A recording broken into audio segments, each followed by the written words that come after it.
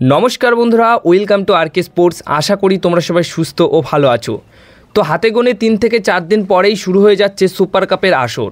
हाँ, मौसुम शुरू होवार आगे आमरा जेरकम डुरान्ड काप दिए शुरू करी, डुरान्ड काप, आईएसएल, इंटरनैशनल टूर्नामेंटर दिक दिए एफसी काप बा एसीएल এই সমস্ত টুর্নামেন্টের পর আইএসএল শেষ হওয়ার পর কিন্তু এখন শেষ যে আসরটা থাকে বা যে টুর্নামেন্টটা থাকে সেটা হচ্ছে সুপার কাপ।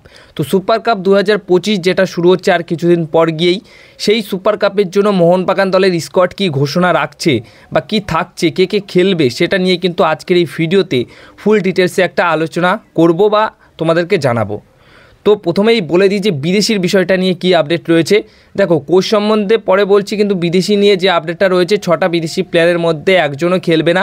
শুধুমাত্র এক্সট্রা বিদেশি প্লেয়ার নুনো রেইসকে যে সই করানো হয়েছিল এসিএল খেলানোর জন্য, সেই এসিএল তো নুনো রেইস খেলতে পারেনি, কিন্তু সেই নুনো রেইসকে সুপার কাপে খেলানোর সিদ্ধান্ত রয়েছে কোচ বাস্তব রয়ের এবং পুরো মোহনবাগান ম্যানেজমেন্টের। আর সেই মতোই নুনো রেইস, অন্যান্য বিদেশি প্লেয়াররা চলে গেলেও নুনো রেইস কিন্তু যায়নি, সে টিমের সাথে এখন প্র্যাকটিস করছে এবং সুপার কাপের প্রস্তুতি নিচ্ছে। তো সুপার কাপে সে কিন্তু একমাত্র বিদেশি প্লেয়ার হিসেবে মোহনবাগান দলের হয়ে খেলছে, এটা পুরোপুরি কনফার্ম।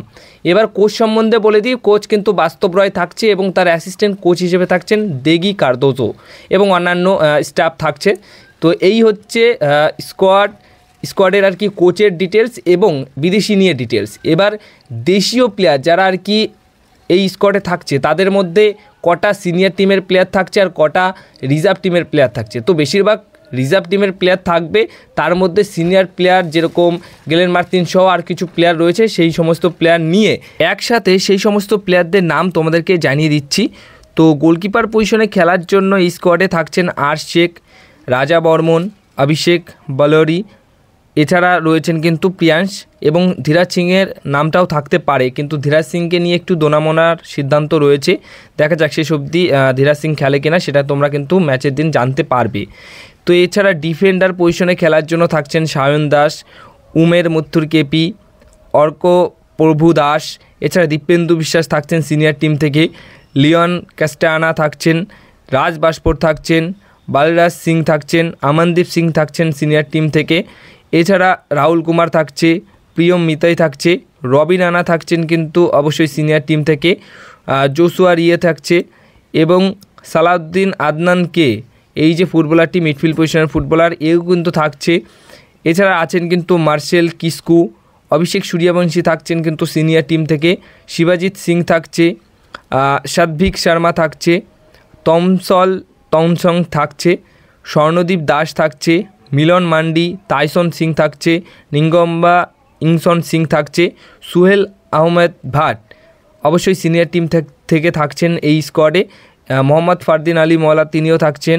এছাড়া রয়েছেন আদিল আবদুল্লাহ এবং রয়েছেন শেট্রো কোয়াম, বিনয় মুরগাত এবং অনুপ সিং, এই সমস্ত ফুটবলাররা কিন্তু এই স্কোয়াডে থাকছেন।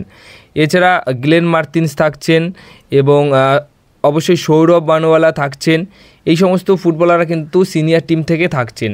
এবং সবথেকে বড় বিষয় হচ্ছে যে সাহাল আব্দুল সামাদ এবং আশিক কুর্নিয়ান, এই দুই সিনিয়র টিমের ফুটবলাররাও কিন্তু থাকছেন সুপার কাপের স্কোয়াডে। এবং বিদেশিদের ক্ষেত্রে আর কোনো বিদেশি থাকছে না, শুধুমাত্র নুনো রেইস থাকছে। তো কম বেশি রিজার্ভ টিম এবং সিনিয়র টিম মিলিয়ে এবং একটা বিদেশি মিলিয়ে এরকমই একটা স্কোয়াড কিন্তু সুপার কাপের জন্য ঘোষণা রাখছে মোহনবাগান দল বা ঘোষণা করছে। আর অবশ্যই যদি সুপার কাপে ডার্বি ম্যাচ অনুষ্ঠিত হয়, মানে ডার্বি ম্যাচ যদি হয়ে থাকে, তাহলে কিন্তু সিনিয়র টিম থেকে যারা আর কি এই স্কোয়াডে রয়েছে খেলার জন্য, তাদেরকে রেখেই মোটামুটি আরও কিছু ফুটবলাররাও কিন্তু খেলতে আসবে ডার্বি ম্যাচ। সেই সমস্ত ফুটবলারদেরও কিন্তু ডাকা হবে যদি ডার্বি ম্যাচ হয়। আর যদি ডার্বি ম্যাচ না হয়, তাহলে সিনিয়র টিমের প্লেয়ারদের নাম যাদেরকে আর কি রাখা হয়েছে তারাই খেলবে পুরো টুর্নামেন্টে। আর যদি ডার্বি ম্যাচ হয়, তাহলে সেখানে আর কিছু সিনিয়র টিমের প্লেয়ার ইনক্লুড হবে। তো এই হচ্ছে স্কোয়াড। তো এই স্কোয়াড নিয়ে তোমাদের কি মতামত সেটা অবশ্যই কমেন্ট বক্সে জানিয়ে দিও তোমাদের মতামতটা। মোটামুটি রিজার্ভ টিমের বেশ কিছু ফুটবলার থাকলেও সিনিয়র টিমে যে সমস্ত ফুটবলার রাখা হয়েছে তারাই কিন্তু প্লেইং 11-এ বেশিরভাগ সময় খেলে থাকবে, আর রিজার্ভ টিমের ফুটবলাররা অবশ্যই রিজার্ভ বেঞ্চে থাকছে।